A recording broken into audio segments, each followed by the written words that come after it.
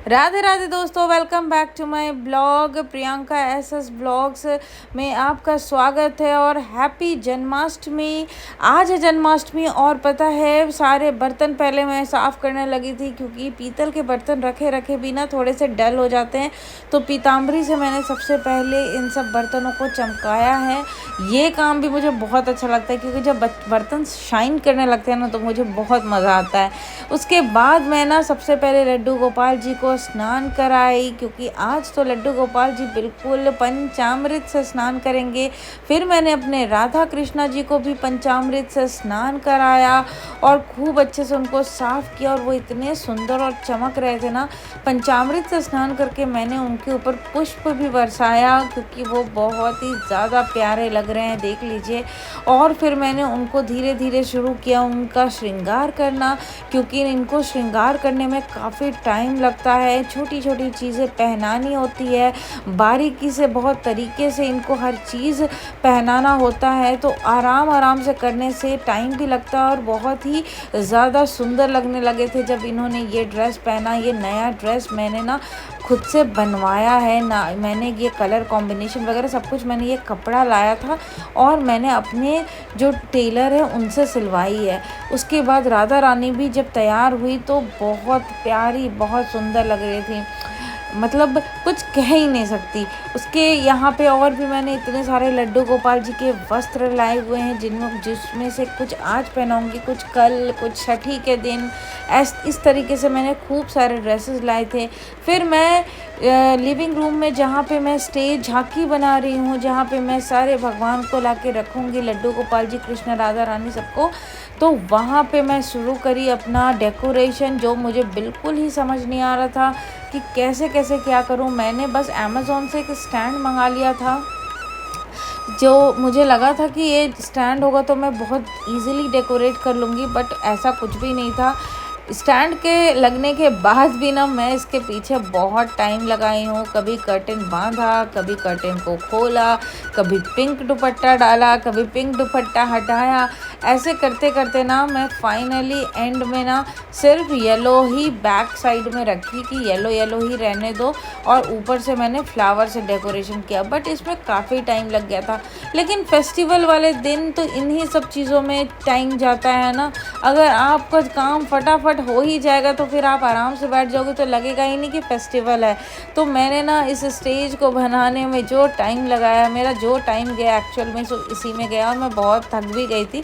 But फिर थोड़ी देर मैं बैठी, रेस्ट किया और उसके बाद वापस से लग गई कि नहीं, पूरा बैकग्राउंड में येलो रखूँगी और येलो डेकोरेट करूँगी। फिर जब ये सब कुछ हो गया, मैं गई प्रसाद बनाने। गैस में किया पूजा क्योंकि साफ़ सुथरा कर लिया था। प्रसाद बनाने से पहले मैं हमेशा गैस की पूजा कर देती हूँ, चूल्हे की। उसके बाद मैंने बनाया सिंघाड़े आटे का हलवा जो मैं रात को भोग लगाऊंगी। फिर मैंने बनाया पंजीरी धनिए का, क्योंकि धनिए की पंजीरी जन्माष्टमी में ज़रूर बनती है।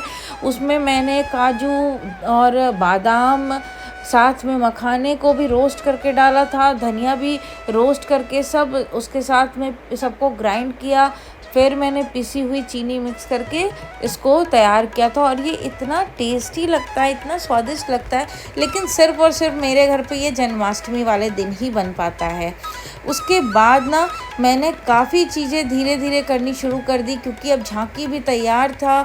तो फिर मैंने ना राधा रानी, कृष्णा जी सबको यहाँ पे शिफ्ट करना शुरू किया।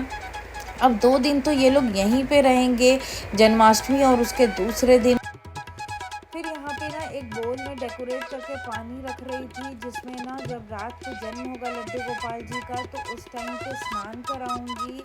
और यहाँ पे सारी वीडियोस मैं शूट कर ले रही हूँ क्योंकि यहाँ पे इनको विराजमान करने के बाद ऐसे स्टेज का वीडियो नहीं लिया था। फिर जो मैंने केक ऑर्डर किया था वो भी आ गया था। और ये केक ना मैं कोई बेकरी से नहीं बनवाती हूँ, ये मेरी फ्रेंड है जो होम बेकर है, वो घर पे केक बनाती है और वो एकदम बिल्कुल साफ़ सुथरे तरीके से बनाती है।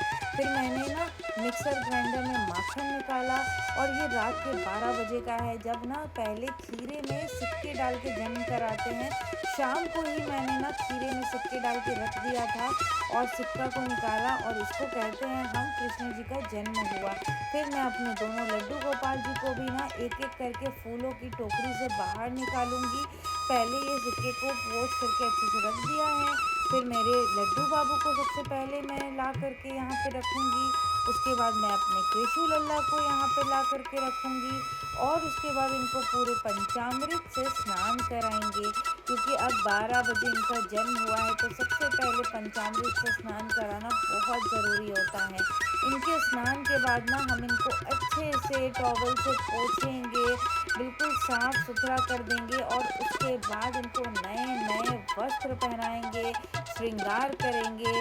उसके बाद इनको भोग लगाएंगे। भोग में मैंने सिंघाड़े आटे का हलवा, धनिए की पंजीरी, मक्खन मिश्री, साथ में पंचामृत, केले, सब कुछ मैंने ये इस तरीके का भोग लगाया था, जिसमें कोई भी अन्न नहीं होता, फलाहार ही होता है।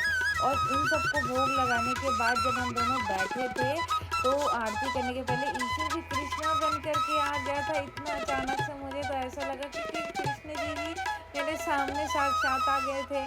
मैं इतनी खुश हो गई थी, इतनी एक्साइटेड हो गई थी, क्योंकि आँख बंद करके ना मैं ना कृष्णा को याद ही कर रही थी और ये ऐसे आया। सच बता रही हूँ, मैं बहुत खुश हो गई थी। फिर भैया भाभी मम्मी भी आ गए नीचे और फिर हमने ना ईशु के साथ थोड़ी देर ना बहुत प्यार किया। उसको देख करके ना मुझे ऐसा लग रहा था उसकी पैर आलता लगा हुआ, वो सर पे ऐसे टीका लगा करके, मेरी आंखें ना मतलब ऐसे इसको यहाँ देखो कहाँ देखो, मतलब इतना प्यारा लग रहा था कि कुछ कह नहीं सकती।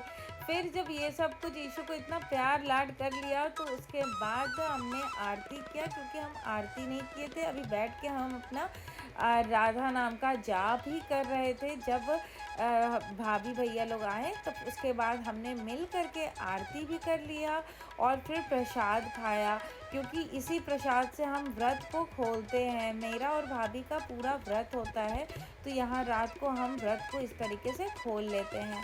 बाकी उसके बाद तो हमने कल क्या करेंगे, क्या जन्माष्टमी के दूसरे दिन नंदोत्सव मनाएंगे, वो मैं आप लोगों के साथ ज़रूर शेयर करूँगी कि कैसा रहता है हमारा नंदोत्सव का उत्सव। तब तक के लिए इतना ही। Happy Janmashtami, bye bye, Radhe Radhe.